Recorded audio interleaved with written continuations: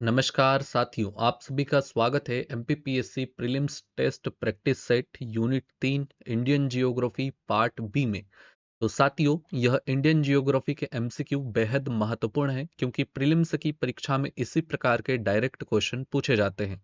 इसलिए इस सेशन को सिर्फ प्रैक्टिस नहीं, एग्जाम लेवल प्रिपरेशन समझकर देखिए। यदि आपने अभी तक unit 3 Indian geography part A नहीं देखा है तो उसे भी अवश्य देखिएगा, ताकि कोई टॉपिक छूटे ना, कोई एमसीक्यू मिस ना हो और आपकी तैयारी पूरी और बैलेंस्ड रहे। तो यह टेस्ट प्रैक्टिस सेट आपको actual exam pattern, direct and concept MCQ और क्विक डिसीजन मेकिंग का अभ्यास कराएगा। तो साथियों, आपसे एक छोटा सा निवेदन है, हमारे टेलीग्राम ग्रुप से जरूर जुड़िए ताकि आपको इस क्लास से रिलेटेड पीडीएफ और आगे की टेस्ट प्रैक्टिस मटेरियल समय पर मिलता रहे। और अगर आपको यह सेशन उपयोगी लगे तो थोड़ा शेयर भी करना है, क्योंकि आपकी एक शेयरिंग किसी और की प्रिपरेशन को दिशा दे सकती है। तो चलिए अब हम चलते हैं unit 3 Indian geography test practice part B start करते हैं, जिसमें आज का हमारा पहला क्वेश्चन है सुमेलित युग्म को चुनिए, जिसमें परिशोधनशाला दी गई है और राज्य दिए गए हैं। ठीक है, तो वादीनार कहाँ होता है? तो वादीनार तमिलनाडु में होता है क्या? नहीं भाई साहब, इसमें सत्य को ही पहचानना है। नुमालीगढ़, नुमालीगढ़ होता है असम में। कहाँ पर होता है? नुमालीगढ़ होता है असम में। वादीनार कहाँ होता है? तो वादीनार भाई साहब तमिलनाडु में न होकर गुजरात में होता है। ठीक है, ऑप्शन बी इसका करेक्ट है। बारोनी कहाँ होता है? तो बारोनी होता है भाई साहब बिहार में। बारोनी कहाँ होता है? बिहार में होता है। पारादीप कहाँ होता है? पारादीप होता है ओडिशा में। ठीक है, पारादीप कहाँ होता है? तो ओडिशा में होता है। ठीक है, एक बार देख लेते हैं। तो नुमालीगढ़ असम, जो की स्थापना होती है कब? तो ये होती है सन 2000 में। कब होती है? सन 2000 में इसकी स्थापना होती है। Numaligarh refinery limited. वादनियार की बात करें तो वादनियार गुजरात में होती है, सन 2006 का होता है। बारूनी बिहार का होता है, 1964 का होता है। पारादीप ओडिशा सन 2016 का होता है। ताती पाका आंध्र प्रदेश का होता है, 2001 का होता है। तेल और प्राकृतिक गैस निगम लिमिटेड बीना मध्य प्रदेश का होता है, 2011 का होता है। और हल्दिया पश्चिम बंगाल का होता है, 1975 का। अगला क्वेश्चन, जनगणना 2011 के अनुसार न्यूनतम महिला साक्षरता प्रतिशत वाले 3 राज्य कौन से होंगे? ठीक है, या राज्य होंगे, कौन कौन से होते हैं? इसका करेक्ट आंसर होता है बिहार, राजस्थान और झारखंड, ऑप्शन नंबर ए। ठीक है, आंकड़े क्या कहते हैं? तो बिहार का कितना होता है? तो बिहार का महिला साक्षरता प्रतिशत होता है 51.50%। ठीक है, वहीं पर अगर हम बात करें राजस्थान का कितना होता है, तो राजस्थान का होता है 52.12%। वहीं पर अगर झारखंड की बात करें तो 55.42%। सर्वाधिक महिला साक्षरता वाले राज्य की बात करें तो केरल सर्वाधिक होता है, फिर मिजोरम, फिर गोवा, फिर त्रिपुरा। अगला क्वेश्चन, लेटेराइट मिट्टी में किसकी समृद्धता होती है, यानी सबसे अधिक कौन पाया जाता है? फास्फोरस, कैल्शियम कार्बोनेट, पोटेशियम या आयरन ऑक्साइड? तो थर्ड का करेक्ट आंसर होता है आयरन ऑक्साइड। आयरन ऑक्साइड सबसे अधिक होता है लेटेराइट मृदा में। रेगुर किस मिट्टी का नाम है? लाल, काली, जलोढ़ या लेटेराइट मृदा? तो रेगुर किसका नाम होता है, वो बताइए भाई साहब। रेगुर, रेगुर को ही काली मृदा कहा जाता है। रेगुर मिट्टी का अन्य नाम क्या होता है? काली मृदा। ठीक है, इसे कपास वाली मिट्टी भी कहते हैं, क्योंकि यह दक्कन पठार जैसे लावा वाले क्षेत्रों में पाई जाती है और कपास की खेती के लिए आदर्श होती है। रेगुर मिट्टी की मुख्य विशेषताओं की बात करें तो इसका रंग काला होता है। क्यों होता है, किसके कारण होता है? तो टाइटेनिक मैग्नेटाइट के कारण और लोहे के कारण। ठीक है, दो पदार्थ होते हैं। इसमें खनिज की बात करें तो अधिकता होती है कैल्शियम कार्बोनेट की, मैग्नीशियम की, पोटेशियम की और चूना की। कमी की बात करें कि काली मिट्टी में कमी किसकी होती है? तो नाइट्रोजन और फास्फोरस की। जल धारण क्षमता इसकी उच्च होती है। उत्पत्ति की बात करें तो दक्कन के पठार में हुई ज्वालामुखी गतिविधियों के कारण लावा के जमने से बनी है। इसमें फसलें कौन कौन सी होती है? तो कपास, ज्वार, रागी और दालें। बाकी की मिट्टियों का अध्ययन आप अन्य भाग में कर सकते हैं। मैंग्रोव वनस्पति के कवरेज क्षेत्र की दृष्टि से निम्नलिखित राज्यों को अवरोही क्रम में चुने। ठीक है, आइए चुनते हैं। अंडमान निकोबार द्वीप समूह, आंध्र प्रदेश, गुजरात, पश्चिम बंगाल। सही उत्तर का चयन करना है। तो 5 का करेक्ट आंसर क्या होगा? इसका करेक्ट आंसर होता है ऑप्शन बी। सबसे पहले आता है वेस्ट बंगाल, वेस्ट बंगाल आता है, फिर गुजरात आता है, फिर अंडमान निकोबार द्वीप समूह आते हैं, देन आंध्र प्रदेश आता है। ठीक है, अगला क्वेश्चन देखिए। सोलास वन मुख्यतः पाए जाते हैं, कहां पर पाए जाते हैं सोलास वन भाई साहब?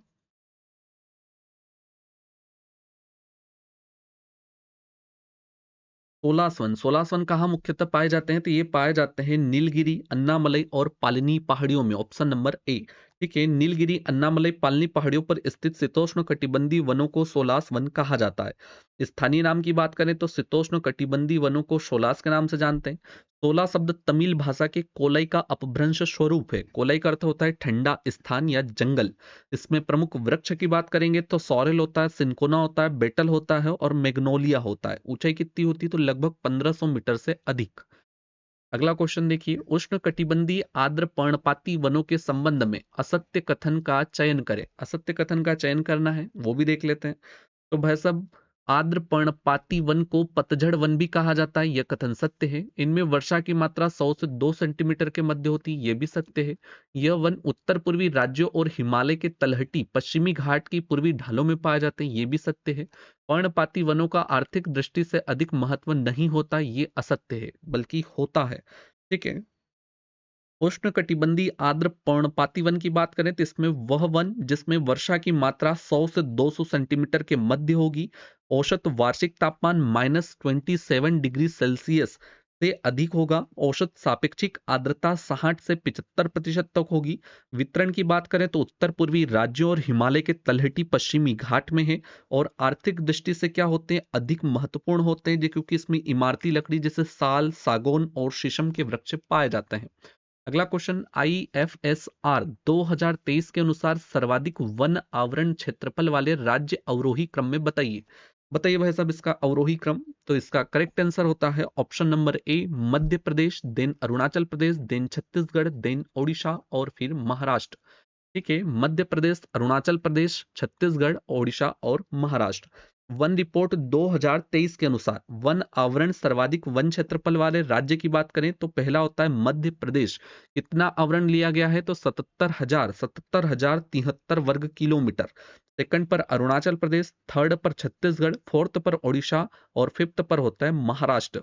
वन आवरण न्यूनतम वन क्षेत्र वाले राज्य पूछे तो सबसे पहला नंबर आएगा हरियाणा का। ठीक है, न्यूनतम में कितना, 1614 किलोमीटर या 1614.26 वर्ग किलोमीटर। हरियाणा के बाद पंजाब का, देन गोवा का, देन सिक्किम का, देन बिहार का।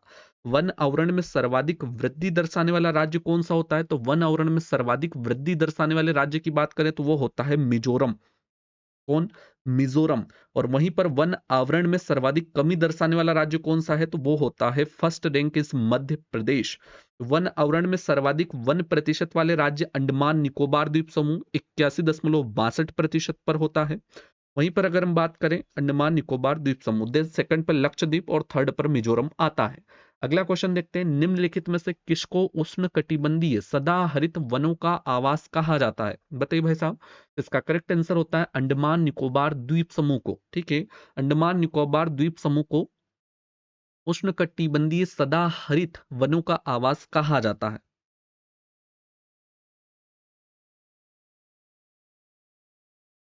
यहाँ पर रबड़, महोगनी, अबुनस, आयरन, ऊड, तारू, गाश, बेत और सिनकोना जैसे वृक्ष पाए जाते हैं। अगला क्वेश्चन देखते हैं, भारत सिंचाई प्रणाली के जनक की संज्ञा दी गई है। अति महत्वपूर्ण क्वेश्चन, ट्रिपल स्टार लगा लेना। भारतीय सिंचाई प्रणाली के जनक की संज्ञा किसे दी गई है, कुनरी लक्ष्मण राव, जवाहरलाल नेहरू, कैप्टन दस्तूर या सरदार वल्लभ भाई पटेल। तो इसका करेक्ट आंसर होता है ऑप्शन ए, कनूरी लक्ष्मण राव। कनूरी लक्ष्मण राव को भारतीय सिंचाई प्रणाली के जनक के रूप में जाने जाते हैं। नागार्जुन सागर और भाखड़ा नागल बांधों के डिजाइनर रहे। पूर्व प्रधानमंत्री पंडित जवाहरलाल नेहरू ने उनके द्वारा डिजाइन की गई संरचनाओं को आधुनिक मंदिर कहा था। वर्ष 1972 में राव ने भारतीय नदियों को जोड़ने के लिए राष्ट्रीय जल ग्रिड की स्थापना का प्रस्ताव रखा और आधुनिक सिंचाई प्रणाली का जनक सिविल इंजीनियर मोक्ष गुड्डम विस्परैया को माना जाता है। अगला क्वेश्चन, निम्न में से किस देश के साथ भारत का तिपाई मुख बांध परियोजना हेतु विवाद है। बताइए, तिपाई मुख बांध परियोजना हेतु विवाद किसके साथ चल रहा है तो इसका करेक्ट आंसर होता है ऑप्शन बी, बांग्लादेश के साथ। बांग्लादेश के साथ तिपाई मुख बांध परियोजना, यह बांध परियोजना मणिपुर राज्य में बराक नदी पर है। कौन सी नदी, बराक नदी। वर्ष 1983 में तिपाई मुख बांध परियोजना ने भारत और बांग्लादेश के बीच गंभीर विरोध को जन्म दिया है। बराक नदी की बात करें तो बराक नदी मेघना नदी जो कि मणिपुर की पहाड़ियों से निकलती है। असम, मणिपुर, मिजोरम के त्रिजंक्शन के पास तिपाई मुख एक पहाड़ी इलाकों से दक्षिण की ओर बहती है। अगला क्वेश्चन देखिए, निम्नलिखित में से कौन सी सही सुमेलित नहीं है। ठीक है, बताइए कौन सा सही सुमेलित नहीं है, नहर और अवस्थिति। तो घाट प्रभा नहर कहाँ होती है? तो घाट प्रभा नहर होती है भाई साहब कर्नाटका में। उकई नहर कहाँ होती है? तो उकई नहर होती है भाई साहब गुजरात में।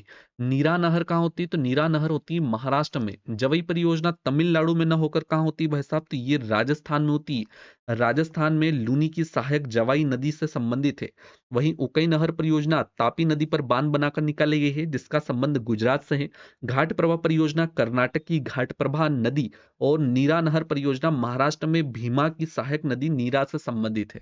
अगला क्वेश्चन, पट्टी सीमा परियोजना निम्नलिखित में से किन नदियों के एकीकरण से जुड़ी है? बताइए, पट्टी सीमा परियोजना। ठीक है, अति महत्वपूर्ण इस प्रकार के क्वेश्चन आपने अभी तक नहीं सुने होंगे। ठीक है, इसका करेक्ट आंसर होता है कृष्णा और गोदावरी।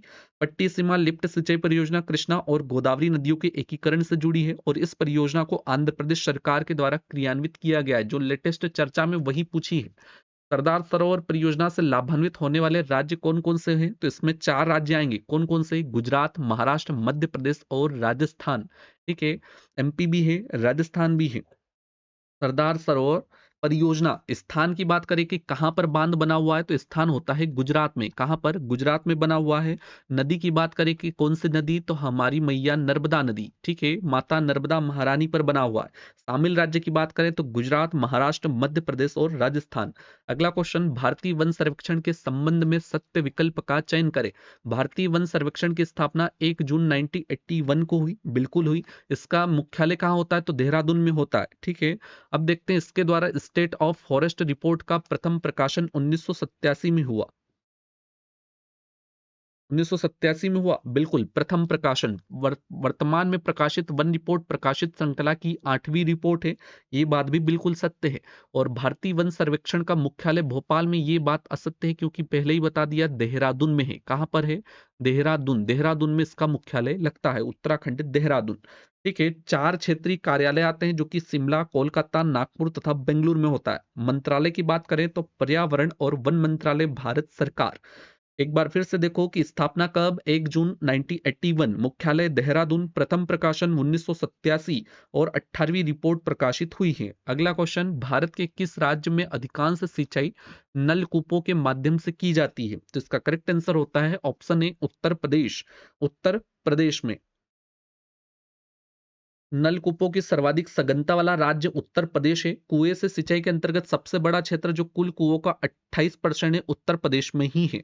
ठीक है, भारत में नलकूपों का प्रयोग सर्वप्रथम 1930 में गंगा के मैदान में किया गया था। अगला क्वेश्चन, निम्नलिखित कथनों पर विचार करें। कथन एक, दामोदर घाटी कॉरपोरेशन के विकास के पूर्व दामोदर नदी पश्चिम बंगाल में दुख की नदी मानी जाती थी। बिल्कुल सत्य कथन है। ठीक है, दामोदर को पश्चिम बंगाल में दुख की नदी या पश्चिम बंगाल का शोक कहा जाता है। दामोदर अपने ऊपरी भाग में तीव्रता से प्रवाहित होती है और निचले भाग में इसका बहाव बहुत धीमा हो जाता है। तो कथन ए और आर दोनों सही हैं। ठीक है, आर ए की सही व्याख्या करता है, ऑप्शन नंबर ए। ठीक है, ऑप्शन नंबर ए। अगला क्वेश्चन, निम्नलिखित कथनों पर विचार कीजिए तथा नीचे दिए गए कूट से सही उत्तर का चयन कीजिए। रिहंद बांध सोन नदी की एक सहायक नदी है। होती है नहीं होती? बिल्कुल होती है। हीराकुंड बांध महानदी पर बना है। ठीक है, हीराकुंड बांध महानदी। महानदी कहां से निकलती है? तो सिहावा पहाड़ी, छत्तीसगढ़। बिल्कुल सत्य कथन है। तुंगभद्रा परियोजना आंध्र प्रदेश और कर्नाटक का संयुक्त उपक्रम है और मैथॉन बांध दामोदर नदी की एक सहायक नदी बराकर नदी पर है। तो इसका करेक्ट आंसर होता है 1, 2, 3, 4। उपरोक्त तो सभी कथन क्या है? सत्य है। अगला क्वेश्चन, भारत में सबसे बड़ी नहर प्रणाली कौन सी है? बताइए भाई साहब, भाकड़ नागल परियोजना, इंदिरा गांधी नहर, कृष्ण नदी नहर या सतलुज यमुना लिंक नहर? तो इसका करेक्ट आंसर होता है इंदिरा गांधी नहर, option number B. Indira Gandhi नहर परियोजना जो कि सतलज और व्यास नदियों के संगम पर पंजाब में स्थित हरिके बैराज से निकाली गई है। यह भारत की सबसे लंबी नहर है। लंबाई की बात करें कि कुल लंबाई कितनी होती है, तो 649 किलोमीटर, 649 किलोमीटर, 649 किलोमीटर। ठीक है, परियोजना की नींव कब रखी गई थी? तो 1958 में तत्कालिक गृह मंत्री गोविंद वल्लभ पंत द्वारा रखी गई थी। उद्देश्य क्या था? तो राजस्थान के शुष्क और अर्ध शुष्क क्षेत्रों में सिंचाई उपलब्ध कराना। अगला क्वेश्चन, निम्नलिखित में से कौन चंबल घाटी योजना से संबंधित नहीं है? गांधी सागर, जवाहर सागर, गोविंद सागर या गोविंद वल्लभ पंत सागर? सही उत्तर का चयन कर नीचे दिए गए कूट से सही चुनिए। ठीक है, तो 1 2 2 3 3 4 व 1 4, तो इसका करेक्ट आंसर क्या होता है? 3 व 4, यानी कि गोविंद सागर और गोविंद वल्लभ पंत सागर नहीं है, क्योंकि चंबल पर 3 बांध हमने देखे, गांधी सागर, जवाहर सागर और एक कौन सा होता है? राणा प्रताप। ओके, अगला क्वेश्चन सुमेलित कीजिए संस्थान है और उनके मुख्यालय हैं। तो राष्ट्रीय चावल अनुसंधान केंद्र, राष्ट्रीय चावल अनुसंधान केंद्र कहाँ होता है? तो ये होता है भाई साहब हमारा कटक ओडिशा में, राष्ट्रीय चावल अनुसंधान केंद्र। राष्ट्रीय चाय अनुसंधान केंद्र की बात करें तो कहाँ होता है? ये होता है भाई साहब जोरहट असम में, राष्ट्रीय चाय अनुसंधान केंद्र। भारतीय मसाला अनुसंधान संस्थान कहाँ होता है? तो संस्थान होता है भाई साहब कहाँ पर? वो होता है कोझिकोड केरल में, भारतीय मसाला अनुसंधान संस्थान कोझिकोड केरल में। और केंद्रीय आलू अनुसंधान संस्थान कहाँ होता है? तो शिमला हिमाचल प्रदेश में। बिल्कुल। अगला क्वेश्चन, असम्मिलित युग्म को चुनिए। बिल्कुल चुनते हैं, कोयना बांध। कोयना बांध 11 दिसंबर 1958 में बना था। भूकंप की घटना की बात की गई कि भूकंप घटना और तिथि, ठीक है। कोयना बांध 11 दिसंबर 1958 नहीं भाई साहब, कोयना बांध भूकंप को पटना 11 दिसंबर 1967 का है। कब? 1967 की थी, जिसमें कोयना बांध के टूटने से 200 से अधिक व्यक्ति बह गए और 2000 से अधिक घायल हो गए। भुज गुजरात का कब का? तो 26 जनवरी 2001, ठीक झंडा फहराने के टाइम पर आया था भुज गुजरात में भूकंप। कब? 2001 की बात है, 26 जनवरी के दिन। हिंद महासागर सुनामी 26 दिसंबर 2004 का होता है। और लातूर उस्मानाबाद महाराष्ट्र सितंबर 1993 का भूकंप है। अगला क्वेश्चन, सूची 1 से सूची 2 को सुमेलित कीजिए तथा नीचे दिए गए कुट का प्रयोग कर सही उत्तर का चयन कीजिए। सूची 1 में मिट्टी दी गई है और उनके राज्य दिए गए हैं। जलोढ़ मिट्टी कहाँ पर पाई जाती है? तो जलोढ़ मिट्टी पाई जाती है भाई साहब उत्तर प्रदेश में, गंगा के द्वारा बहाकर लाई जाती है। काली मिट्टी की बात करें तो काली मिट्टी कहाँ पर? महाराष्ट्र में पाई जाती है। लाल मिट्टी की बात करें तो लाल मिट्टी आंध्र प्रदेश में। और मरुस्थली मिट्टी कहाँ पर? तो राजस्थान में। इसलिए इसका करेक्ट आंसर होगा ऑप्शन नंबर बी। अगला क्वेश्चन, निम्नलिखित में से सही विकल्प का चयन करें। 24, बताइए, आरक्षित वन देश के लगभग 53% वन क्षेत्र में फैले हैं। बिल्कुल है। संरक्षित वन देश के लगभग 29% भाग पर। और अवर्गीकृत वन देश के लगभग 18% वन क्षेत्र पर। तो सही विकल्प क्या है? उपयुक्त सभी कथन सत्य है। और ये फैक्ट, आंकड़े, डाटा आपको याद करना ही है, ठीक है। आरक्षित वन 53% पर, संरक्षित वन 29% पर और अवर्गीकृत वन 18% पर। अगला क्वेश्चन, वन महोत्सव की शुरुआत किसने की थी? वन महोत्सव की शुरुआत बताइए। आरक्षित वन होते क्या हैं? तो आरक्षित वन सबसे अधिक प्रतिबंधित वन है जिसमें सरकार का पूर्ण नियंत्रण होता है। एक बार फिर से समझ लो, ठीक है। ऐसे वन जिसमें सरकार का पूर्ण नियंत्रण हो, ऐसे वनों के अंतर्गत लगभग 53%। संरक्षित वन, राज्य सरकार को आरक्षित भूमि के अलावा किसी भी भूमि को अधिसूचित करने का अधिकार है, इसके अंतर्गत 29%। और अवर्गीकृत के अंतर्गत बंजर भूमि होती है जो सरकार, व्यक्ति, समुदाय के स्वामित्व में होती है, जिसका लगभग 18%। अगला क्वेश्चन, वन महोत्सव की शुरुआत किसने की थी? तो कन्हैयालाल मणिकलाल मुंशी के द्वारा, ऑप्शन नंबर बी। कब? तो शुरुआत होती है भाई साहब 1950 में, 1950, 1950 में की गई थी। समय की बात करें तो हर साल 1 जुलाई से लगाकर 7 जुलाई तक मनाया जाता है। मुख्य नारा क्या होता है? अधिक वृक्ष लगाओ। और वन महोत्सव का अर्थ होता है पेड़ों का त्योहार। भारत में चंदन की लकड़ी के वन सर्वाधिक कहाँ पाए जाते हैं? असम की पहाड़ियों में, शिवालिक की पहाड़ियों में, नीलगिरी में या हरिश्चंद्र की पहाड़ियों में? ये क्वेश्चन आप कमेंट कर सकते हैं, ठीक है। चंदन का टीका लगाने से कुछ नहीं होता, चंदन की जानकारी होना भी जरूरी है, ठीक है। इसका करेक्ट आंसर होता है नीलगिरी की पहाड़ियों में। भारत में चंदन की लकड़ी के वन सर्वाधिक नीलगिरी की पहाड़ियों में मिलते हैं, जो मुख्यतः कर्नाटक, तमिलनाडु के क्षेत्रों में पाए जाते हैं। चंदन उष्ण कटिबंधीय पर्णपाती वन में पाया जाता है। चंदन का वृक्ष मुख्यतः दक्षिण भारत के शुष्क भागों में पाया जाता है। कर्नाटक देश में भारतीय चंदन का सबसे बड़ा उत्पादक है, साथ ही कर्नाटक का राजकीय वृक्ष है। क्वेश्चन पूछा जाता है, कर्नाटक का राजकीय वृक्ष कौन सा है? जैसे मध्य प्रदेश का, वो आप कमेंट करके बताइएगा। भारत का पहला चंदन संग्रहालय मैसूर कर्नाटका में स्थित है। मैसूर कर्नाटक के शहर को भारत का चंदन शहर कहा जाता है। किसे? मैसूर को। ये सारे फैक्ट आपको याद करना है। अगला क्वेश्चन, भारतीय वन प्रबंधन संस्थान कहाँ स्थित है? भारतीय वन प्रबंधन संस्थान, ये एमपीपीएससी द्वारा पूछा गया क्वेश्चन है, ठीक है। इसका करेक्ट आंसर क्या होगा? तो 27, ऑप्शन नंबर ए भोपाल। देहरादून में क्या था वो पहले ही आपको बता दिया है।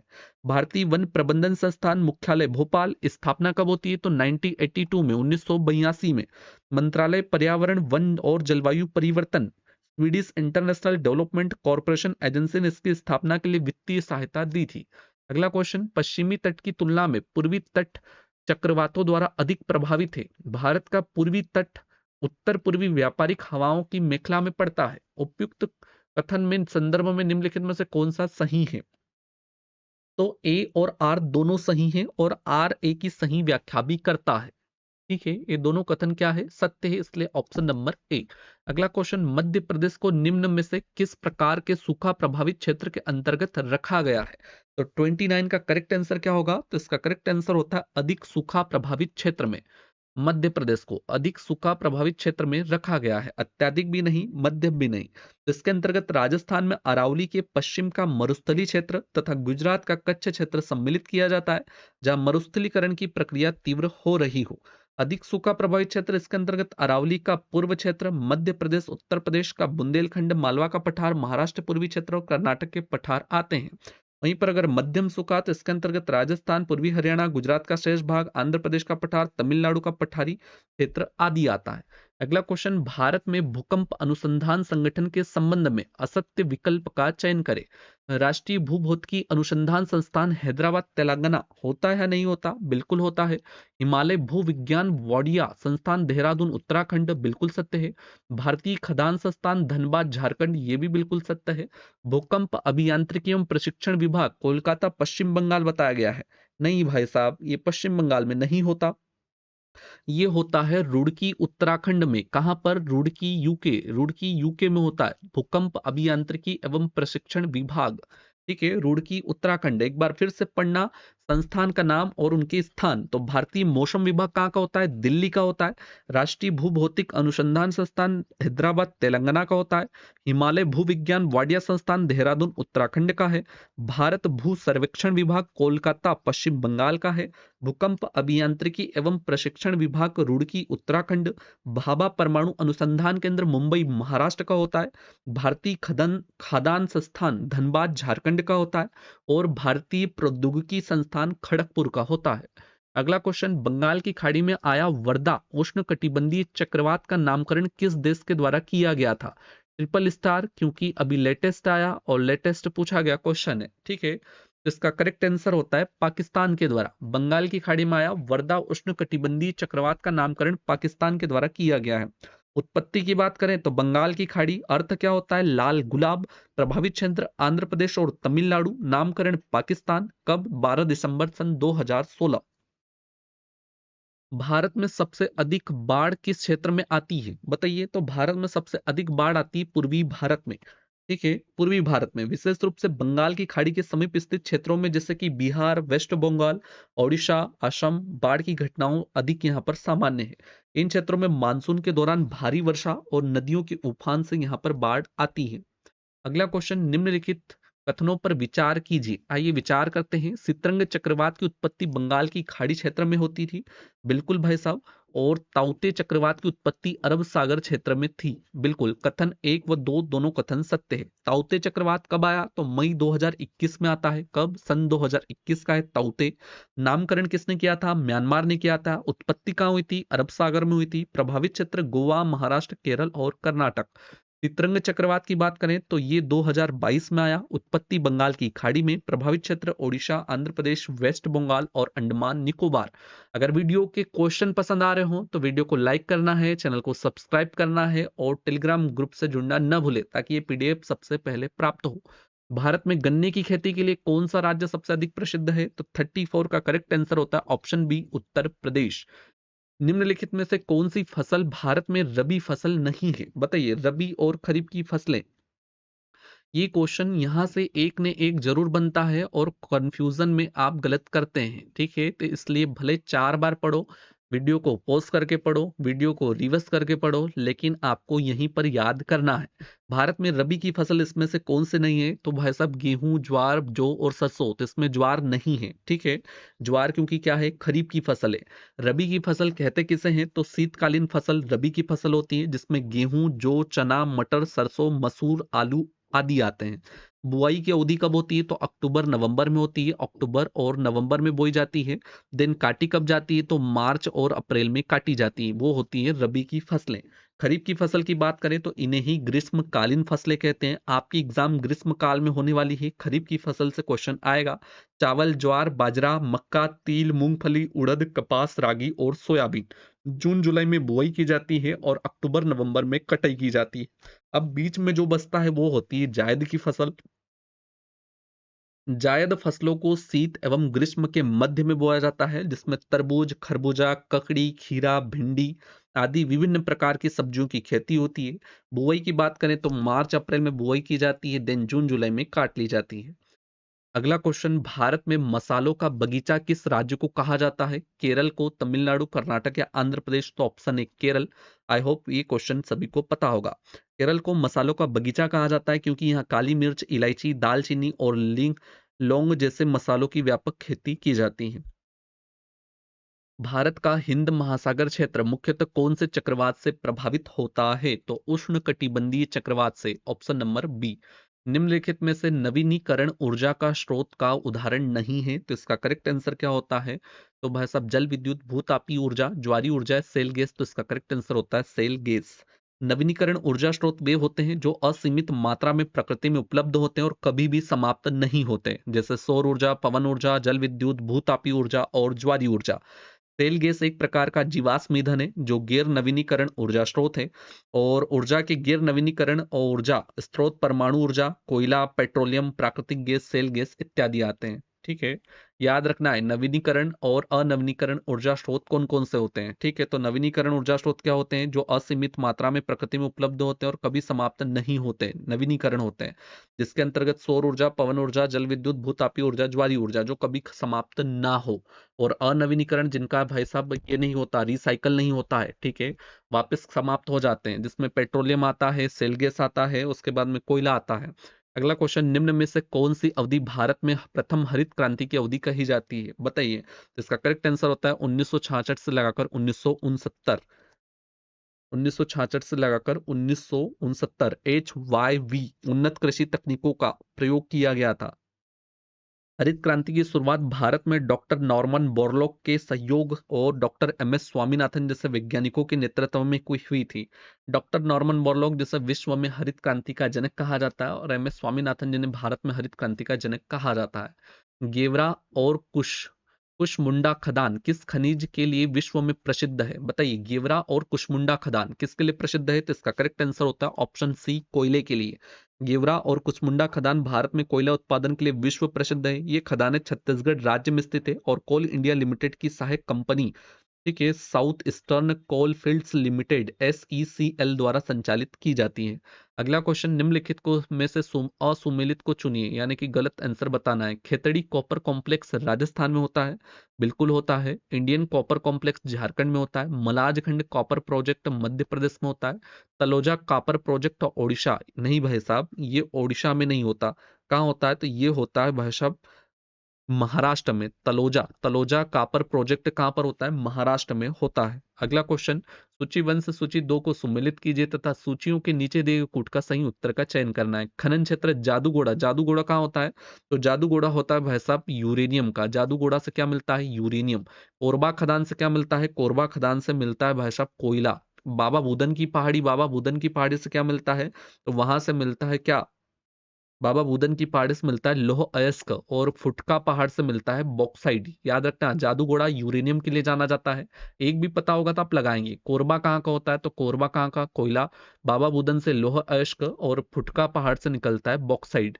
अगला क्वेश्चन देखते हैं। करेक्ट आंसर उसका बी है। ठीक है, भारत में लौह अयस्क के संचित भंडारण की दृष्टि से राज्यों का सही अवरोही क्रम होगा? तो 43 का करेक्ट आंसर होता है कर्नाटक, ओडिशा और झारखंड। ओके। अगला क्वेश्चन, भारत में लौह अयस्क यानी कि आयरन ओर के बारे में निम्नलिखित कथनों पर विचार कीजिए। आइए विचार करते हैं। तो भारत में लौह अयस्क के प्रमुख भंडार हेमेटाइट और मैग्नेटाइट प्रकार के, कथन बिल्कुल सत्य है, बिल्कुल सत्य है। उड़ीसा और झारखंड का हेमेटाइट के भंडारण में प्रमुख स्थान है, यह भी सत्य है। कर्नाटक और तमिलनाडु हेमेटाइट के प्रमुख उत्पादक राज्य हैं, ये बात असत्य है। और मयूरभंज जिले का लौह अयस्क में ओडिशा में महत्वपूर्ण स्थान है। लौह अयस्क में ओडिशा में महत्वपूर्ण स्थान है। इसका करेक्ट आंसर क्या होता है? इसका करेक्ट आंसर होता है ऑप्शन नंबर सी, केवल 1 2 4। ठीक है, 3 गलत है।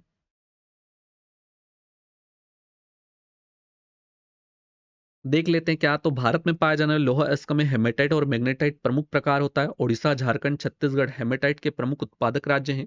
कर्नाटक, तमिलनाडु में भी लौह अयस्क पाया जाता है, लेकिन वे हेमेटाइट के प्रमुख उत्पादक नहीं है। तमिलनाडु में मैग्नेटाइट लौह अयस्क पाया जाता है। ओडिशा के मयूरभंज जिले में लौह अयस्क की महत्वपूर्ण खदानें जैसे बादाम पहाड़, गुरुम हिंसानी है, जहां उच्च गुणवत्ता वाला हेमेटाइट अयस्क मिलता है। अगला क्वेश्चन, भारत में हरित क्रांति यानी कि ग्रीन रिवॉल्यूशन के संबंध में निम्नलिखित कथनों पर विचार कीजिए। हरित क्रांति का प्रभाव मुख्यतः गेहूं और धान की फसलों पर हुआ। किस पर हुआ था नहीं हुआ था? बिल्कुल। हरित क्रांति का प्रभाव देश के सभी राज्यों और सभी फसलों पर समान रूप से पड़े, ये बात थोड़ी हजम नहीं हुई। इस क्रांति के परिणाम स्वरूप भारत खाद्यान्न उत्पादन में आत्मनिर्भर हुआ। तो इसका करेक्ट आंसर होता है केवल 1 और 3, ऑप्शन नंबर सी।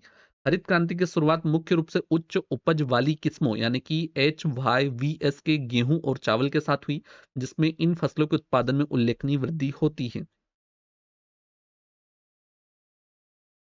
अगला क्वेश्चन, 2011 की जनगणना के आंकड़ों के अनुसार निम्न में से किस केंद्र शासित प्रदेश में महिला जनसंख्या पुरुष जनसंख्या से अधिक है? चंडीगढ़, लक्षद्वीप, अंडमान और निकोबार और पडुचेरी। तो इसका करेक्ट आंसर होता है ऑप्शन डी, पडुचेरी। भारत में हरित क्रांति का सबसे अधिक प्रभाव किस क्षेत्र में देखा गया?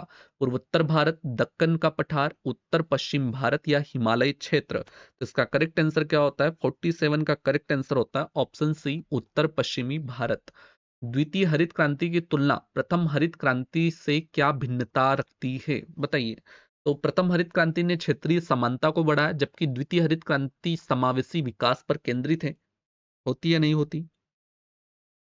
नहीं होती भाई सब, ये भिन्नता गलत है। प्रथम हरित क्रांति धान गेहूं पर आधारित थी, जबकि द्वितीय हरित क्रांति दलहन तिलहन बागवानी और बायोटेक पर ध्यान देती थी। तो इसलिए करेक्ट आंसर होता है केवल 2। ठीक है, बिल्कुल। प्रथम हरित क्रांति ने क्षेत्रीय विकास को गति दी है, जबकि द्वितीय हरित क्रांति समग्र विकास पर केंद्रित है। प्रथम हरित क्रांति ने खाद्य उत्पादन में उल्लेखनीय वृद्धि की, लेकिन वास्तव में इसमें क्षेत्रीय असमानताएं बढ़ी, क्योंकि इसका लाभ मुख्य रूप से पंजाब, हरियाणा और पश्चिमी उत्तर प्रदेश जैसे सुनिश्चित सिंचाई और बेहतर बुनियादी ढांचे वाले क्षेत्रों में केंद्रित हुआ है। इसमें दालों, तिलहनों और बागवानी जैसे अन्य महत्वपूर्ण फसलों पर जोर भी दिया गया है। कौन सी श्री अन्न काला बाजरा के नाम से भी जाना जाता है? काला बाजरा किसे कहा जाता है? बताइए भाई साहब। तो 49 का करेक्ट आंसर होता है रागी। रागी को काला बाजरा यानी कि ब्लैक मिलेट के नाम से भी जाना जाता है। एक पौष्टिक अनाज है जो अपने गहरे रंग और स्वास्थ्य लाभों के लिए प्रसिद्ध है, विशेषकर कैल्शियम और फाइबर की प्रचुरता के लिए। त्रि अन्न के अंतर्गत सम्मिलित फसल कौन सी होती है? बताइए। इसमें भाई साहब ज्वार भी होगा, उसके बाद सावा भी होगा, उसके बाद कोदो भी होगा और कांगनी भी होगा। कांगनी, मक्का नहीं आता श्री अन्न के अंतर्गत। तो इसलिए करेक्ट आंसर क्या होता है? 1 2 3 4, ऑप्शन नंबर ए। ज्वार, रागी, सावा, कोदो, कुटकी और चौलाई आदि है। 2023 को अंतरराष्ट्रीय मोटा अनाज वर्ष घोषित किया गया था। अगला क्वेश्चन, निम्न में से सही युग्म का मिलान कीजिए। सूची 1 से सूची 2 को मिलाना है। खाद्यान्न फसल दी है, खाद्यान्न फसल है, ठीक है। तो खाद्यान्न फसल कौन कौन सी होती है? तो इसके अंतर्गत आता है गेहूं और धान। बागवानी फसल क्या होती है? तो बागवानी फसल के अंतर्गत आता है आम और केला। दलहन फसल कौन कौन सी होती है? तो दलहन में होता है भाषा मूंग और मसूर। और रेशेदार फसल होती है कपास और जूट। रेशेदार का आप लगा सकते थे, उसके बाद खाद्यान्न में भी लगा सकते थे कि गेहूं और धान होता है। बागवानी के अंतर्गत आम केला आता है बागवानी, और दलहन के अंतर्गत भाई साहब मूंग और मसूर आता है। अगला क्वेश्चन, भारत की जनसंख्या 2011 के अनुसार जनसंख्या घनत्व के संदर्भ में असत्य कथन का चयन कीजिए।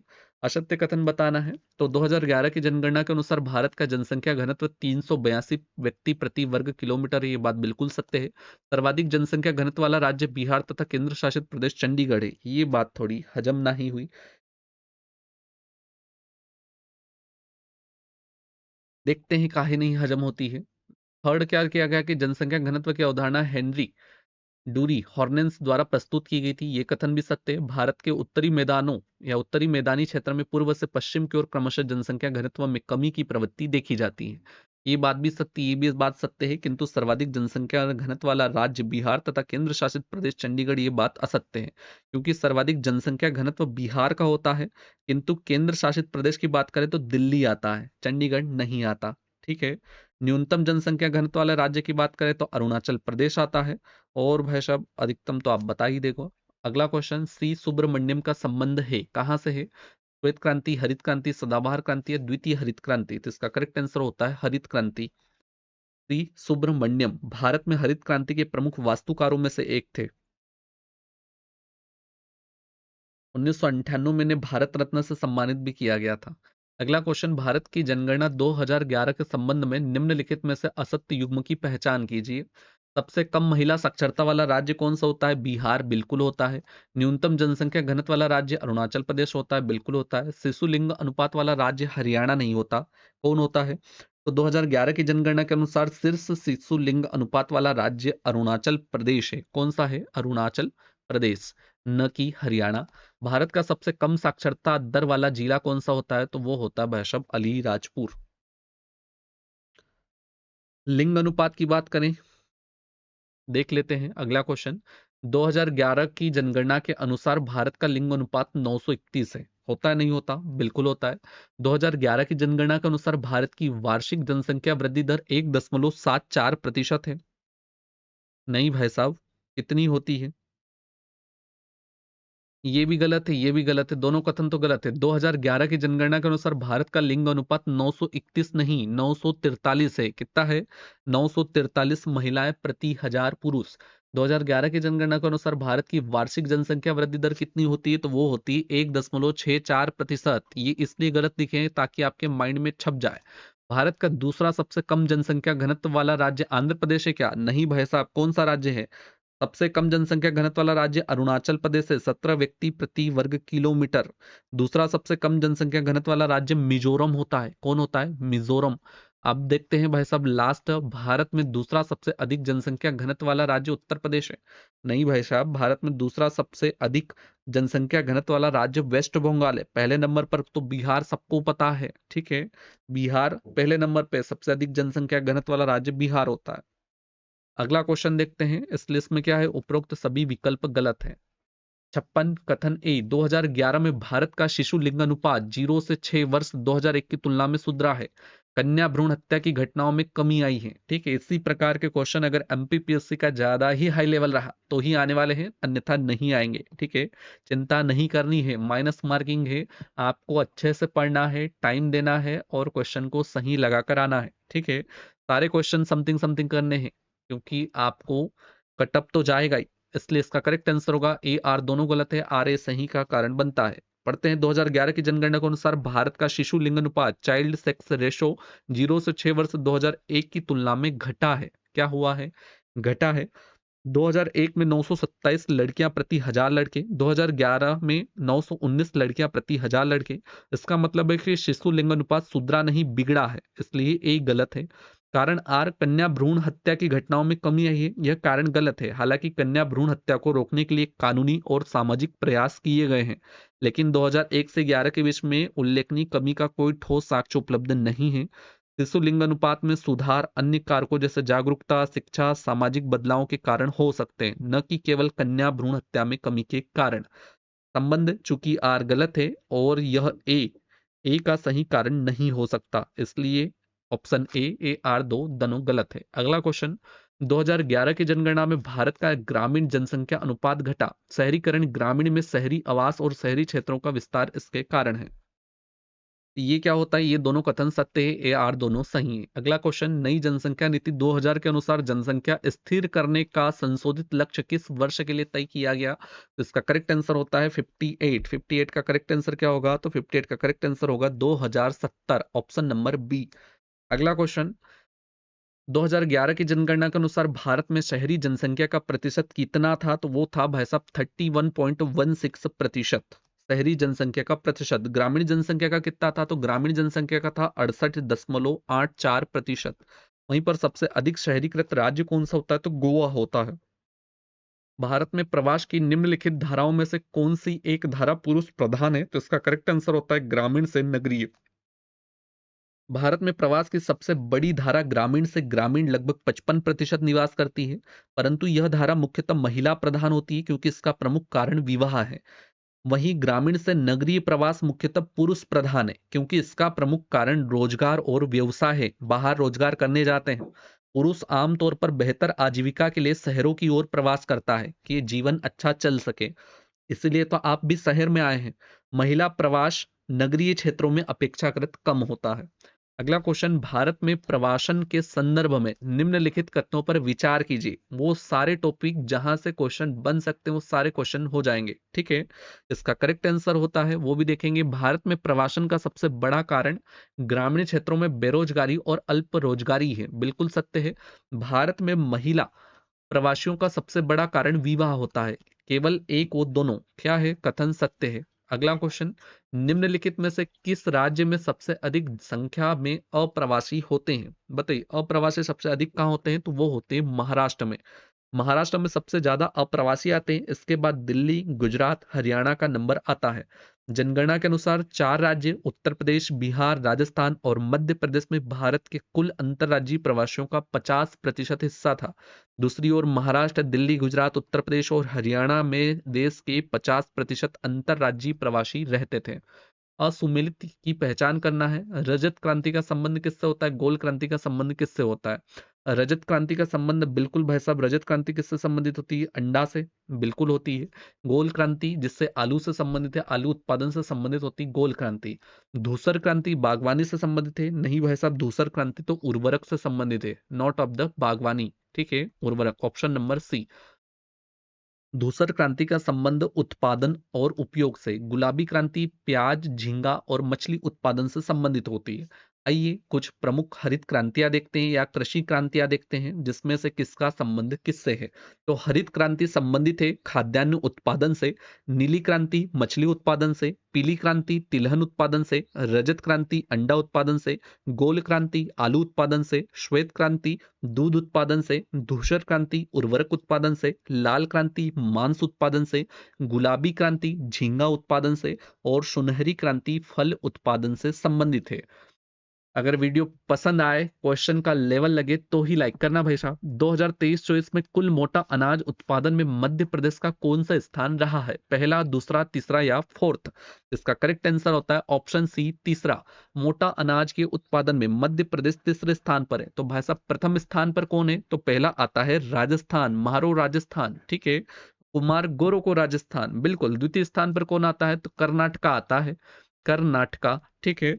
और थर्ड पर कौन आता है? तो म्हारो मध्य प्रदेश। अगला क्वेश्चन, सरसों का सर्वाधिक उत्पादन किन राज्यों में हो रहा है? तो सरसों का सर्वाधिक उत्पादन कहाँ होता है? वो होता है राजस्थान, उत्तर प्रदेश और मध्य प्रदेश। मध्य प्रदेश थर्ड पर आता है, प्रथम पर राजस्थान आता है, द्वितीय पर उत्तर प्रदेश आता है। 2024-25 के दौरान भारत में कुल रेपसीड एवं सरसों उत्पादन 1.26 करोड़ मीट्रिक टन रहा है। अगला क्वेश्चन, भारत में भूकंपीय जोन के संबंध में निम्नलिखित कथनों पर विचार कीजिए। आइए विचार करते हैं। भूकंप जोन 5 के अंतर्गत शामिल क्षेत्र हिमालय, पंजाब, बिहार, नेपाल सीमावर्ती क्षेत्र हैं, बिल्कुल सत्य। भूकंप जोन 4 में शामिल क्षेत्र उत्तर भारत का विशाल मैदान जिसमें दिल्ली, पंजाब, हरियाणा है। भूकंप जोन 3 के अंतर्गत मध्य प्रदेश, पश्चिमी राजस्थान, गोदावरी कृष्णा डेल्टा क्षेत्र आते हैं। 1, 2, 3 तीनों कथन सत्य है, ठीक है। तो भूकंप क्षेत्र कितने जोन में बटा है? तो भाई साहब 5 जोन में बटा है। जोन 1 में क्या आता है? तो कम तीव्रता का भूकंप आता है, 6 या उससे कम, ठीक है। क्षेत्र की बात करें तो देश का शेष 46% हिस्सा आता है, कुल क्षेत्रफल का 43%।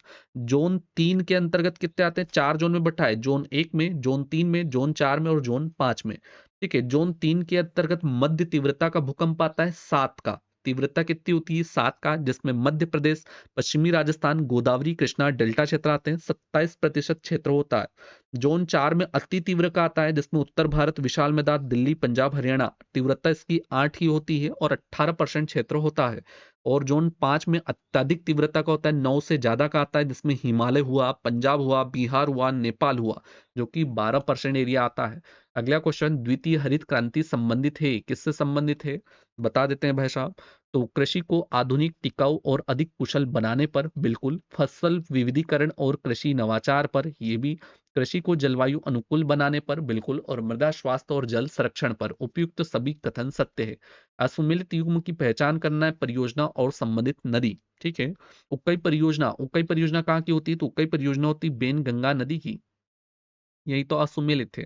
उक्कई परियोजना तो भाई साहब ताप्ती नदी पर होती है। आप एमपी के क्वेश्चन अगर यहां से अगर गलत किए तो आपका वेटेज बड़ा कम हो जाता है। इसलिए एमपीजी के तो लगभग लगभग हो सकते तो भाई साहब उंगलियों पे डांस करना चाहिए। उकई परियोजना ताप्ती नदी पर होती है, जो कि मध्य प्रदेश की नदी है, जो कि बैतूल से निकलती है, मुल्ताई की पहाड़ी से निकलती है, ठीक है, और पश्चिम की ओर बहती है। और यहीं पर गुजरात में उकई परियोजना है, ठीक है, उकई बांध है। और सरदार सरोवर के बाद गुजरात का दूसरा सबसे बड़ा जलाशय होता है, इसे वल्लभ सागर के नाम से भी जाना जाता है। 1972 में इसका निर्माण हुआ था। और उकई परियोजना से 75 गुणित 4 यानी कि 300 मेगावाट की विद्युत इकाई लगाई गई है। बाकी बाली मेला सिलेरू नदी पर होता है। नागार्जुन सागर बांध कहाँ होती है? कृष्णा नदी पर। और रामपद सागर गोदावरी नदी पर होता है। Option number C. अगला क्वेश्चन, अमृत क्रांति का संबंध मुख्यतः किससे है? बिल्कुल, अब ये आंसर आप सभी कमेंट करेंगे क्योंकि अति महत्वपूर्ण है। अमृत क्रांति नदी जोड़ो परियोजना, बांध से जल विद्युत उत्पादन से, मत्स्य पालन को बढ़ावा देने से, या नदी तटों में पर्यटन को बढ़ावा देने से। बिल्कुल, अमृत क्रांति का संबंध ऑप्शन ए नदी जोड़ो परियोजना से है। अमृत क्रांति ऐसा तिलहन दलहन ऐसा मत लगा देना, यहीं पर कंफ्यूज होते हैं, ठीक है। अमृत क्रांति नदियों को जोड़ने की मूलभूत अवधारणा है, ठीक है। भारत में नदी जोड़ो परियोजना का सर्वप्रथम प्रयास किसने किया था? तो ऑर्थर कॉटन ने दिया था, ठीक है। Arthur Cotton. Doctor K L Rao ने 1972 में राष्ट्रीय जल ग्रिड के माध्यम से गंगा नदी को कावेरी नदी से जोड़कर नदियों को आपस में जोड़ने का विचार रखा था, डॉक्टर के एल राव ने। 1977 में कैप्टन वस्तुर ने हिमालय और मध्य और प्रायद्वीपीय भारत के चारों ओर एक गॉरलैंड नहर की अवधारणा दी। और केन बेतवा लिंक परियोजना राष्ट्रीय परिप्रेक्ष्य योजना के तहत पहली लिंक परियोजना है। अमृत क्रांति नदी जोड़ो परियोजना संबंधित है। सीधी बात, आगे बढ़ते हैं। कृषि क्रांतियों के जनक के संबंध में सुमेलित है। हरित क्रांति एम एस स्वामीनाथन, बिल्कुल भारत में होते हैं। पीली क्रांति सैम पित्रोदा, होते हैं नहीं होते? बिल्कुल होते हैं भाई साहब। गुलाबी क्रांति दुर्गेश पटेल इसके क्या होते हैं? जनक होते हैं। रजत क्रांति के पीएम नरेंद्र मोदी, भाई साहब पीएम नरेंद्र मोदी जी तो किसी के नहीं होंगे, क्योंकि ये आप सभी जानते हैं क्यों नहीं होंगे। इसके जनक कौन होते हैं? तो इनके जनक होते हैं कौन? रजत क्रांति के होते हैं भाई साहब इंदिरा गांधी। कौन होती है? इंदिरा गांधी रजत क्रांति के जनक। बात किसकी होती है रजत क्रांति में? रजत क्रांति में होती है अंडा उत्पादन की। आइए एक बार कृषि क्रांति जनक और उनके उत्पादन क्षेत्र देखते हैं। हरित क्रांति का जनक कौन होता है? M S Swaminathan. अगर भाई साहब क्षेत्र पूछे तो क्या होता है? खाद्यान्न उत्पादन। कौन सा क्षेत्र? खाद्यान्न उत्पादन का क्षेत्र होता है। अगला देखते हैं पीली क्रांति। पीली क्रांति के सेम पित्रोदा, जिसमें तिलहन उत्पादन, कौन सा? तिलहन उत्पादन क्षेत्र शामिल होता है। गुलाबी क्रांति में दुर्गेश पटेल झींगा उत्पादन से संबंधित हो। किससे? झींगा उत्पादन से। गोल्डन फाइबर क्रांति जिसके होते हैं निर्गाज टूटेज जूट उत्पादन से। लाल क्रांति विशाल तिवारी इसके जनक होते हैं मांस उत्पादन से। श्वेत क्रांति के जनक वर्गीज कुरियन है दूध उत्पादन। भूरी क्रांति हीरालाल चौधरी उर्वरक उत्पादन। भाई साहब नीली क्रांति के जनक होते हैं डी अरुण कृष्णन मछली उत्पादन। रजत क्रांति के इंदिरा गांधी अंडा उत्पादन। गोल्डन क्रांति के जनक निरपक टूटेज होते हैं फल उत्पादन। सदाबहार क्रांति के एम एस स्वामीनाथन समग्र कृषि विकास। और प्रोटीन क्रांति के जनक होते हैं पीएम नरेंद्र मोदी और अरुण जेटली, प्रोटीन युक्त फसलें और पशुधन के क्षेत्र होता है। विभिन्न प्रकार की कृषि विधियों के संबंध में से सुमेलित नहीं है। सेरीकल्चर। सेरीकल्चर क्या है? रेशम कीट पालन होता है। होता है नहीं होता? बिल्कुल होता है। एपीकल्चर क्या होता है? मधुमक्खी पालन। फ्लोरिकल्चर फूलों का उत्पादन। वर्मी कल्चर सब्जियों का उत्पादन नहीं भाई साहब। केचुए का, किसका? केचुए का केचुआ उत्पादन या केचुआ पालन से संबंधित होता है। केचुआ पालन वर्मी कल्चर कहलाता है। विटीकल्चर क्या होता है? तो अंगूर का उत्पादन। फ्लोरिकल्चर फूलों की खेती। मेरीकल्चर समुद्री जीवों का उत्पादन। पिसीकल्चर मत्स्य उत्पादन। ओलियोकल्चर जैतून उत्पादन। सेरीकल्चर रेशम उत्पादन। वर्मिकल्चर केचुआ पालन। हॉर्टिकल्चर बागवानी। मोरिकल्चर सहतूत का उत्पादन। एपीकल्चर मधुमक्खी पालन। और सिल्वीकल्चर वनों का संरक्षण कहलाता है। सिल्वीकल्चर। और टिश्यू कल्चर ऊतक संवर्धन। अगला क्वेश्चन, भारत में सबसे पुराना तेल शोधन कारखाना कौन सा है? तो वो होता है डिगबोई असम में। कौन सा? डिगबोई असम सबसे पुराना है। अगला क्वेश्चन, भारत में द्वितीय हरित क्रांति के संबंध में क्या सही है? ठीक है, क्वेश्चन सही ही बता देते हैं। तो इसका लक्ष्य हरित क्रांति से अब तक लाभान्वित न हो सकने वाले क्षेत्रों जैसे बीज पानी उर्वरक तकनीक का विस्तार करना। बिल्कुल भाई साहब। और इसका लक्ष्य पशुपालन सामाजिक वानिकी तथा मत्स्य पालन के साथ शस्योत्पादन का समाकलन करना है। 2 और 4। अगला क्वेश्चन, निम्नलिखित में से कौन से भारत के तेल क्षेत्रों का मिलान सही है? असम का कौन सा होता है? तो असम का क्या होता है भाई साहब? असम का असम मोरन हुंगी राजन तेल क्षेत्र।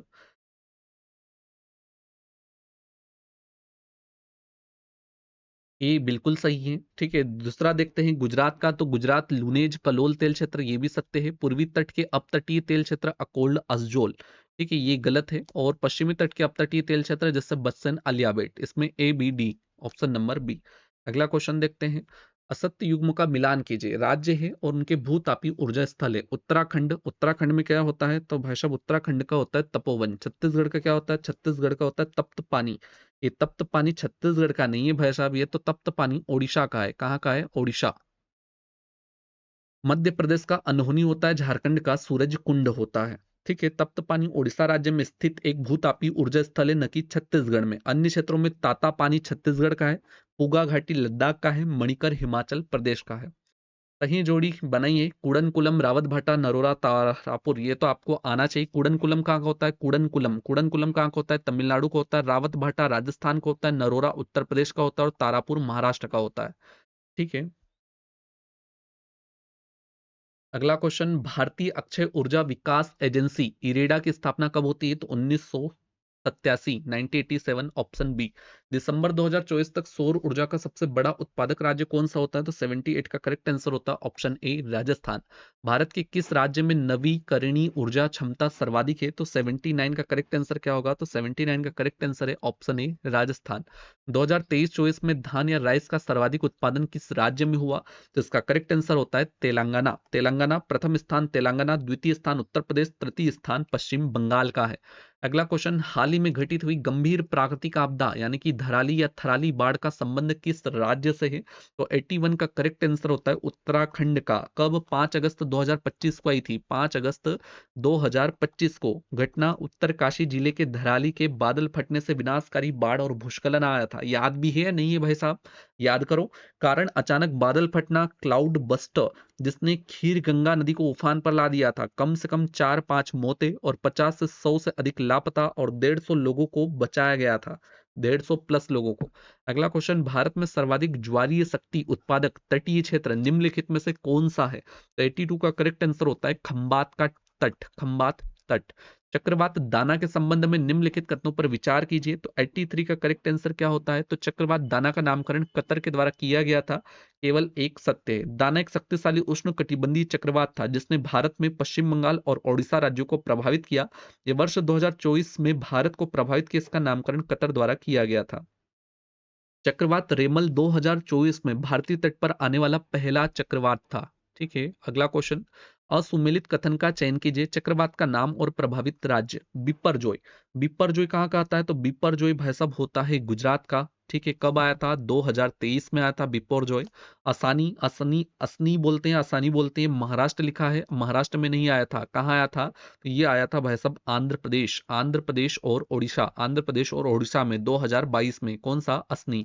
ताउते कहाँ आता है? तो ताउते केरल में आता है और अन्य पश्चिम तटीय राज्य में आता है। 2021 में आया था। अम्फान कहाँ आया था? तो अम्फान ओडिशा और वेस्ट बंगाल में 2020 में आया था।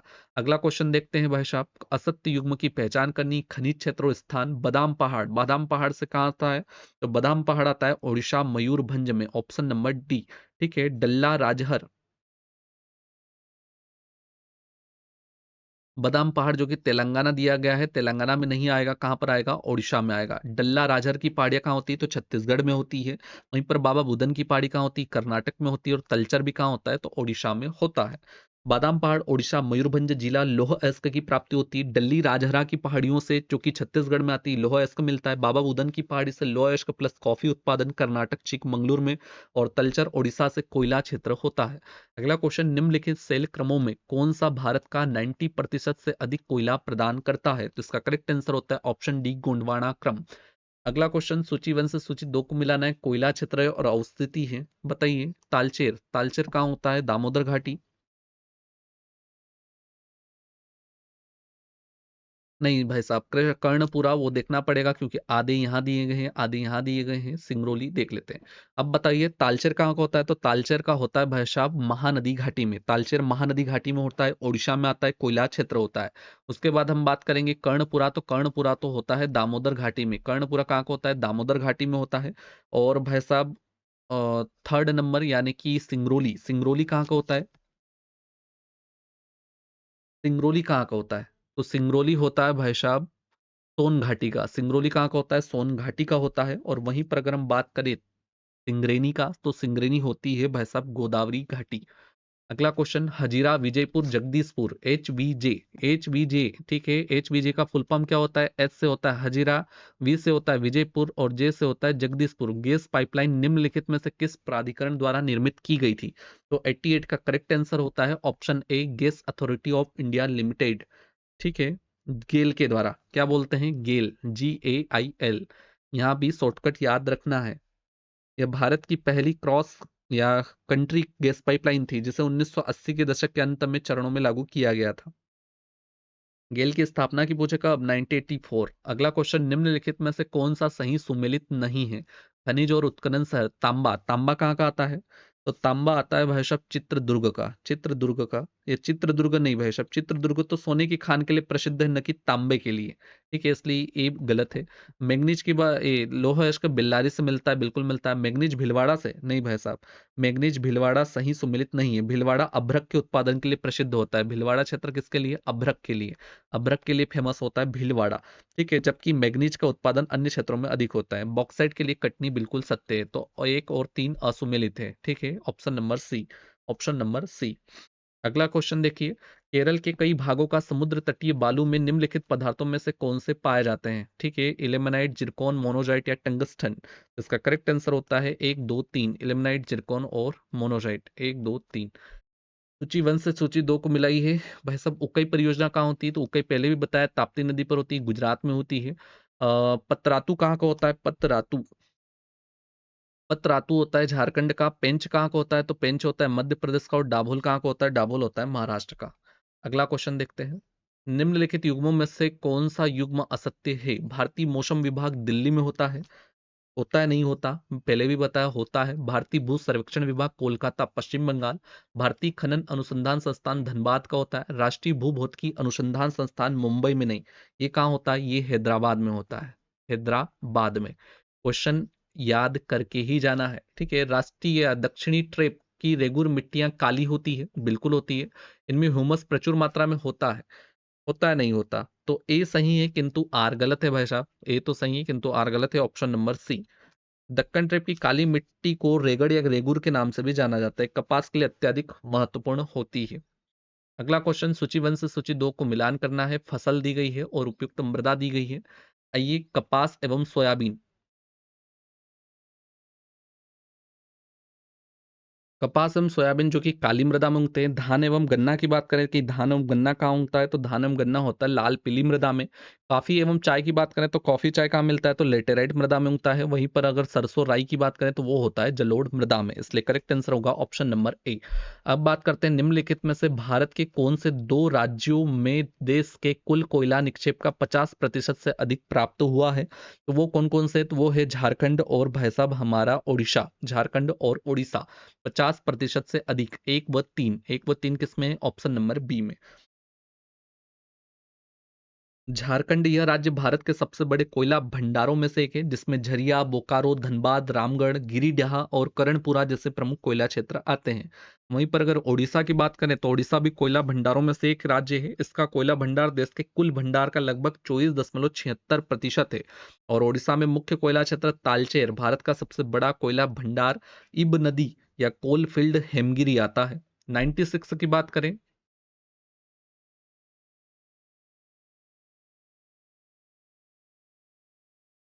निम्नलिखित में से कौन से क्षेत्र भारत में पवन ऊर्जा उत्पादन के लिए सबसे उपयुक्त है? बताइए भाई साहब। कच्छ और सौराष्ट्र क्षेत्र, तटीय तमिलनाडु या दक्षिणी आंध्र प्रदेश या उत्तर पूर्वी क्षेत्र? तो इसका करेक्ट आंसर होता है 1, 2, 3। उत्तर पूर्वी छोड़ दो। 1, 2, 3। MS स्वामीनाथन के संबंध में निम्न कथनों पर विचार कीजिए। भारत में हरित क्रांति के जनक माने जाते हैं। विश्व में नॉर्मन बोरलॉग को मानते हैं। इनका जन्म केरल राज्य में हुआ था। 97 का बताना है, केरल राज्य में हुआ था या नहीं हुआ था? बिल्कुल हुआ था भाई साहब। इन्होंने वर्ष 1987 में पहला विश्व खाद्य पुरस्कार प्राप्त किया और 2024 में भारत रत्न से सम्मानित किया गया। उपयुक्त सभी कथन सत्य है। निम्नलिखित कथनों पर विचार कीजिए। 1990 के दशक में मध्य में द्वितीय हरित क्रांति की शुरुआत हुई। इसे सदाबहार क्रांति कहा जाता है। कहते हैं या नहीं कहते हैं भाई साहब? तो बिल्कुल कहते हैं। एक व दोनों कथन सत्य है। अगला क्वेश्चन, निम्नलिखित युग्मों में से कौन सा युग्म असत्य है? बाजरा। बाजरा कहाँ की फसल है? बाजरा कहाँ की फसल है बताइए। बाजरा होता है राजस्थान का। कहाँ का होता है भाई साहब बाजरा? राजस्थान का होता है, not of the Madhya Pradesh. पहला ही गलत है। बाकी मूंगफली गुजरात की होती है, सोयाबीन मध्य प्रदेश का होता है। और भाई साहब सोया स्टेट इसलिए कहा जाता है क्योंकि सोयाबीन में प्रथम है, ज्वार महाराष्ट्र की होती है। अगला क्वेश्चन, मानसूनी। मानसूनी वन के संबंध में असत्य कथन बताना है। मानसूनी वन के संबंध में असत्य कथन की पहचान कीजिए। आइए पहचान करते हैं। तो इन वनों हेतु 70 से 200 सेंटीमीटर वर्षा की आवश्यकता होती है, बिल्कुल होती है। और इसके प्रमुख वृक्ष की बात करें तो साल, सागौन, आंवला है, बिल्कुल है। और इनका विस्तार छत्तीसगढ़ में, ये बात असत्य है क्योंकि इनका विस्तार जो होता है हिमालय के तलहटी क्षेत्रों में, पश्चिमी घाट में, पूर्वी ढलानों में और उड़ीसा जैसे क्षेत्रों में, इसलिए ऑप्शन सी गलत होगा। और ये वृक्ष कम लंबे और खुले वन होते हैं, ऑप्शन सी गलत है। तो ये था आज के हमारे 100 question part B Indian geography के। तो साथियों, अगर आपने आज की इंडियन जियोग्राफी टेस्ट प्रैक्टिस पूरे फोकस के साथ की है तो यकीन मानिए आप प्रीलिम्स की रेस में एक कदम आगे निकल चुके हैं। याद रखिए, एमपीपीएससी प्रीलिम्स किस्मत से नहीं, लगातार प्रैक्टिस से निकलता है। अगर आज के एमसीक्यूज आपके एग्जाम लेवल लगे हो तो लाइक जरूर कीजिए, क्योंकि यही हमारी मेहनत की असली पहचान है। और साथियों, जिस स्पीड और क्लियरिटी से आपको यहाँ एमसीक्यू प्रैक्टिस मिल रही है वो आपको हर जगह नहीं मिलेगी। इसलिए अभी सब्सक्राइब कीजिए ताकि अगला वीडियो आते ही आप सबसे पहले जुड़ सके। और आपसे एक छोटा सा अनुरोध है, इस वीडियो को थोड़ा सा शेयर कीजिए, क्योंकि आपकी एक शेयरिंग किसी और उम्मीदवार को सिलेक्शन के रास्ते पर ला सकती है। और हाँ, अगला वीडियो और भी ज्यादा घातक होने वाला है। नए एमसीक्यू, नया टिप्स और बिल्कुल एग्जाम डायरेक्ट क्वेश्चन। जो आज रुकेगा नहीं वही कल रोकेगा सबको। तो तैयार रहिए, अगली क्लास बेसब्री से इंतजार कीजिए। और तब तक के लिए जय हिंद, जय भारत।